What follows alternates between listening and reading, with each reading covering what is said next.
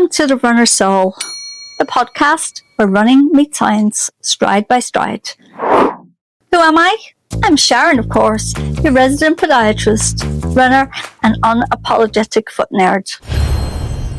So, as if by magic, we've arrived at episode 6, and what an episode we have for you today. Today we're going to cover when heel pain won't quit. So, it's all about tackling the chronic plantar fasciitis. So let's lace up and let's stride into our season finale. We've spent this entire season unpacking plantar fasciitis, from what it is, why it happens, how to spot it, and more importantly, how to treat it. But for some of you listening, maybe you feel you've tried everything, and you're still waking up every morning with that same sharp heel pain. It's annoying, I know. So today we're talking about the chronic plantar fasciitis, when the heel pain has been going on for a while and it just won't quit. We'll cover why some cases become stubborn, what advanced treatments there are available, and most importantly, how to stay mentally and physically strong throughout the long road of recovery. So stick around with us till the end, because I'm going to share how this condition, though frustrating, can actually transform the way you run and train for the better. Well, when is normal recovery not normal? Let's start by painting a picture. For most runners, plantar fasciitis clears up in 3 to 6 months with the right care. Sooner if you get good treatment. But for about 10% of the cases, the pain lingers for a year or longer. And that's when we call it chronic. So this is the runner who says, I've tried stretching, I've iced, I rolled, nothing works. What the hell is going on? I spent hundreds on shoes, on inserts, but the pain always comes back. I thought rest would fix it, but even after months off running and just resting, it's still there. Sound familiar? Well, if that's you, don't panic. Chronic plantar fasciitis is a thing. It doesn't mean permanent plantar fasciitis for you. It doesn't mean that you're never going to get rid of it. You just have to be patient and bear with me. And it also means that your fascia needs a smarter, more targeted approach for healing. When some cases become chronic, it's very annoying, but it does happen. So we're going to go into some of the reasons why it might happen. So why do some runners recover quickly while others get stuck? Well, here are some of the big reasons. First one is delayed treatment. Now, if you've waited months or years before addressing the heel pain, hoping it will just go away by itself, this often makes it harder to reverse. And then we have repetitive overload. So if you're pushing through long runs or races before the healing has complete, then it's going to put a lot more strain and it's going to be harder for it to heal. And then there's the underlying biomechanics.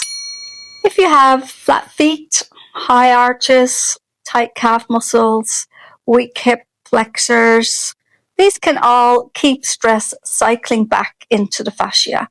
Because remember, if one part of the body is not working properly, then the body will compensate.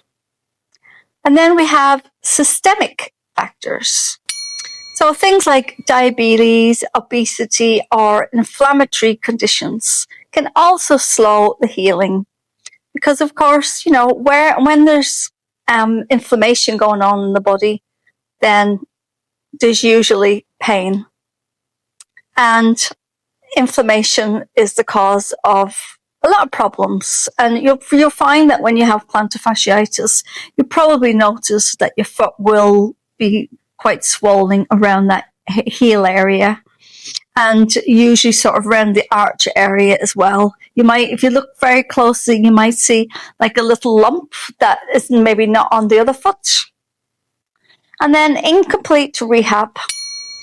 So if we stop treatment as soon as the pain goes, instead of fully rebuilding the strength, then it's more likely it's going to take longer to heal.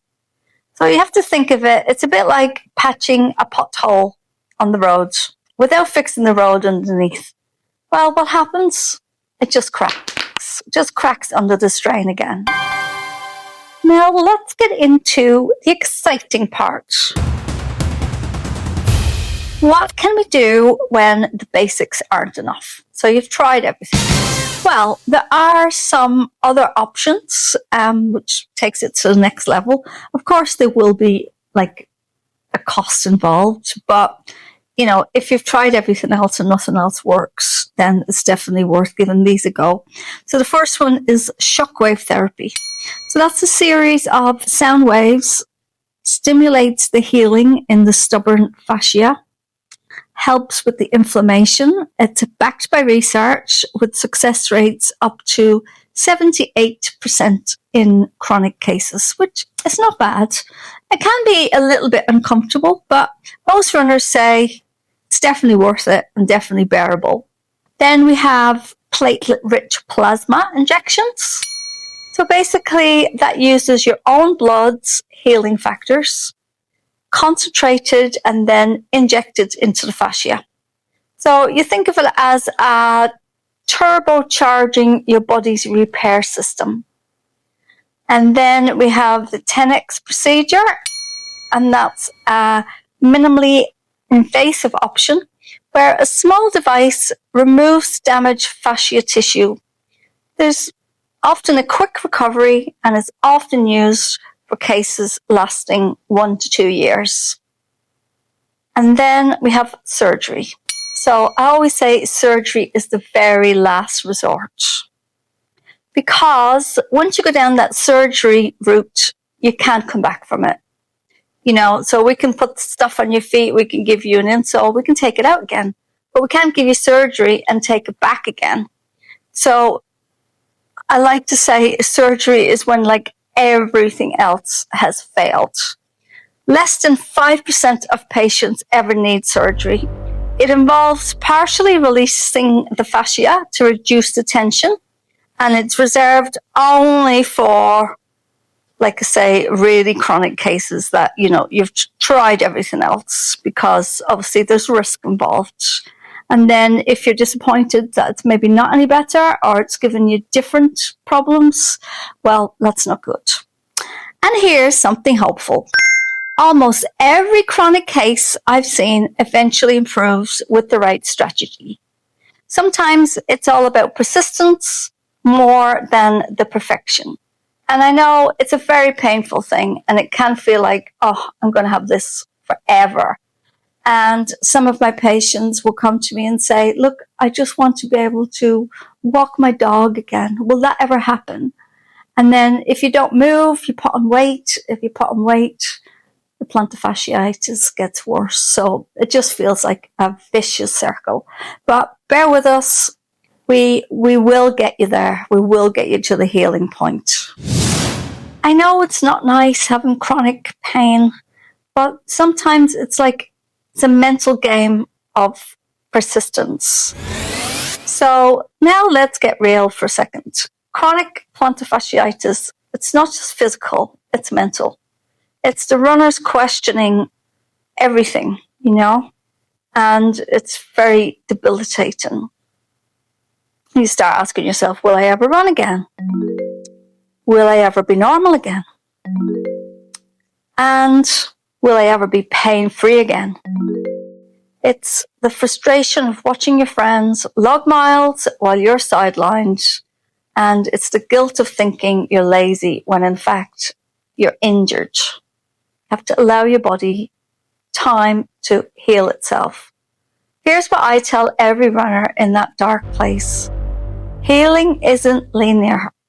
You'll have good days and you'll have bad days. You'll have days where you're like, oh, I didn't really feel the pain too much today. Then the next day, you just feel like you're in pain all day.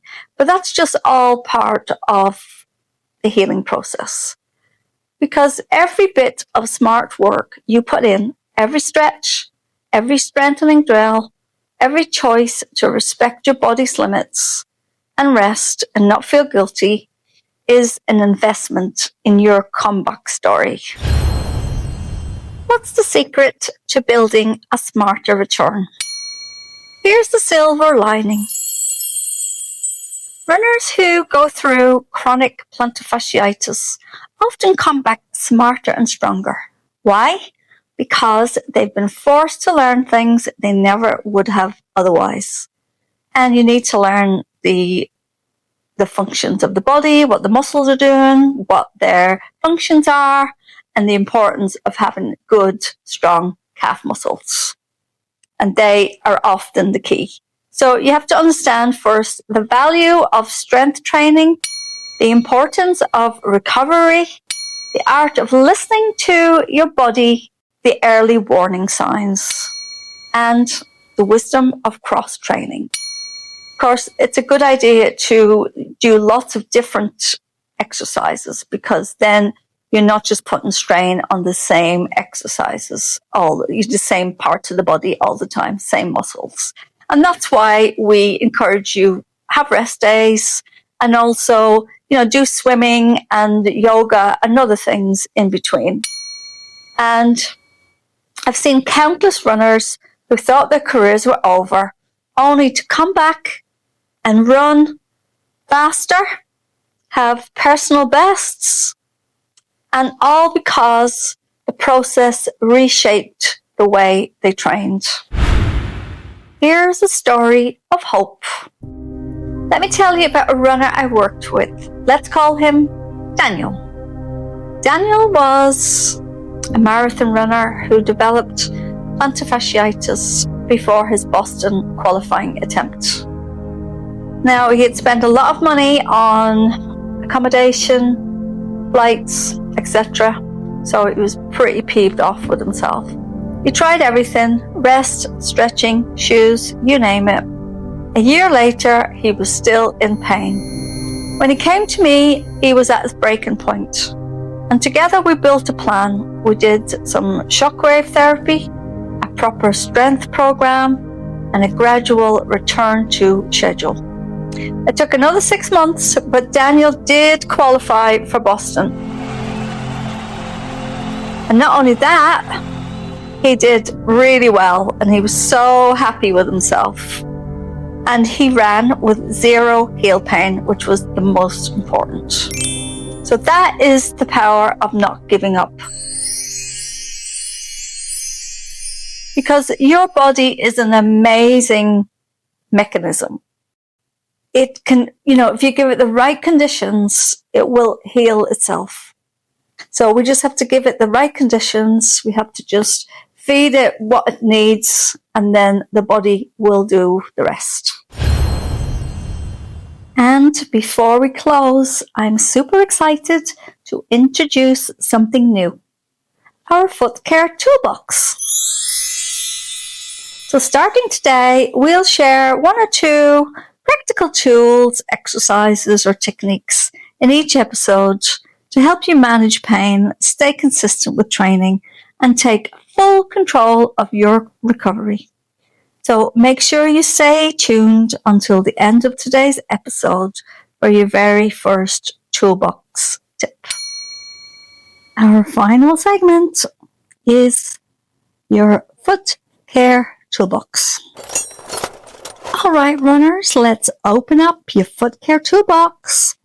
Simple, practical things you can get started doing right away. So the first thing I recommend is warm Epsom salt foot baths. If you soak your feet in warm water and at least 3 dessert spoonfuls of Epsom salts for at least 15 minutes, It relaxes tight tissues, it reduces soreness, improves circulations, and it reduces inflammation. So the second thing I'm going to put in the toolbox is compression bands or compression socks. These are amazing. Help manage your swelling, support your feet and ankles, improve the blood flow throughout the day, and just take the pressure off that poor plantar fascia. The third thing I'm going to put in your toolbox is heel raises in your shoes. Now, adding a firm, not jelly, because the jelly ones don't really do anything, to be honest with you. So we want a pretty firm heel raise, and we want it to be probably like 4 to 6 millimeters. If you can only get small ones, you can always just glue them together. So the heel raise, it eases pressure on the Achilles tendon, and it takes pressure off the calf muscle, and it can reduce that sharp heel pain, and they're brilliant, really brilliant. Just a small thing, but they're so good. Then the next thing I'm going to put in your toolbox is calf muscle exercises. Now these are a must. Strengthen and stretch the calves with slow, controlled exercises to support your arches and overall foot health. Because what happens is sometimes the calf muscle actually shortens, and because it shortens, it starts pulling on your plantar fascia, and that could be one of the reasons why you have that terrible pain. So the more you do your calf muscle exercises, that stretches out the calf muscle and actually elongates it. So it's really important. The calf muscle is such an important muscle in the body, and it can also be responsible for like back pain, like all sorts of other issues it can cause if you've got tight calf muscles or short calf muscles. So I really urge you to do those calf muscle exercises every day. Now the one I like the most, there's different ones, you can go up and down on your tippy toes, you can go up and down on steps. But I like the one where you put your two hands on a wall, and then you put your one foot in front, and that's bent, almost trying to like tip the wall. And then your back leg is straight. And then what you do is with your hands, you just sort of push the wall away until you feel that stretch in the calf muscle. That's a great one. And my fifth thing for your toolbox is pre-getting out of bed routine. Now, before your feet hit the floor, try a gentle warm-up. Use the palm of your hand to stretch your toes toward your body, wakening up the plantar tissues and reducing that first step soreness. Now, the other thing I'll put in your toolbox is frozen water bottle technique. Sorry, it's a bit of a mouthful. So it's basically a bottle of water, and then you put it into the freezer and freeze it for, 3 or 4 hours. So you take a small water or cola bottle, like I was saying, fill it with water and freeze it for at least 3 hours. And then when it's all frozen, or you can leave it overnight if you want. Then when it's frozen, you just put it underneath the arch and then roll it under the arch of the foot for cold therapy, gentle massage, great for plantar discomfort, and it also helps to stretch out that plantar fascia as well.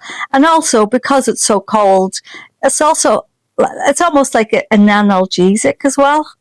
And the other tip I'll give you, number 7, is get yourself a long scarf, or if you've got one of those sort of like physio bands, that's ideal. But just in case you don't have one, there's lots of things you can use in the house, and one of them is a long scarf. And then what you do is you do your exercises, You put the scarf around your foot, and then that will just add some resistance to the exercises you're going to do. And that is really great. I mean, I would probably recommend you do the exercises first without the band. And then once you feel the exercises are okay, then I'd start using them with the band. So your toolbox will continue to grow in future episodes. So start with what feels right and gradually build your toolbox and toolkit to manage your pain and improve foot health. Now remember, it's not going to be like instant. The best and most effective treatment is to keep it consistent. Don't think about it, just do it. And do it every single day for best results. So let me give you some closing takeaways. So what can we learn from today's stride? Well, a lot really. We've learned that chronic plantar fasciitis happens, but it doesn't mean permanent plantar fasciitis. Advanced treatments like shockwave can help when basics fail. And the mental side is just as important as the physical. Don't allow your plantar fasciitis to start interfering with the rest of your life, especially your relationships. And sometimes the greatest comebacks are born out of the toughest setbacks. So keep that in mind. If you're dealing with this right now, remember, you're not broken, and this is not the end of your story. There's lots of things that we can do, and you're not alone in what you're dealing with. And the good news is, I've been doing this for 20 years, and I haven't met anyone that I haven't been able to help. So if you just do what we advise you to do, and you just keep up that consistency, and the main thing is do not stop as soon as it feels better. This is the thing that a lot of my patients fall into the trap. So they do everything consistently, they get great results, pain goes, and then lo and behold, they go back to their old ways, go back to their old habits, and what do you know? The pain comes back because you haven't allowed your foot to heal. So, even though the pain stops and you're feeling comfortable again, it still might take another few weeks or another month. So don't give up on those exercises, please. And with that, we wrap up our season 2 of The Runner's Soul. It's been amazing working with you guys. I have so enjoyed myself. This season, we took a deep dive into plantar fasciitis. From the very first twinge of heel pain to the stubborn cases that just won't quit. My hope is that you not only learned how to treat and prevent it, but that you also gained a sense of control, a hope and confidence in your own running journey. Because that's what I want for you. But don't hang up your headphones just yet, because next season, we'll be striding into a brand new set of topics that every runner needs to hear. From shin splints to Achilles tendon issues, stress fractures to runner's knee, we're going to keep breaking down the science and the stories and give you more and more solutions. And hey, I'd love for you all to join our community on Facebook. It is a great place to share your stories, connect with real people like me, and keep the conversation going beyond the podcast. I'll drop the link in the show notes so you can join us there. And look out for our next podcast, some of which will be live. So that is very exciting. And our website is very close by. We just have a few little tweaks to do on that. So very exciting. You'll see a picture of me, moi, and there'll be ways that you can get in touch with us, give us some feedback. And also, the podcast will be there. There'll be videos And there'll also be a part on the website if you want to book a one-to-one consultation.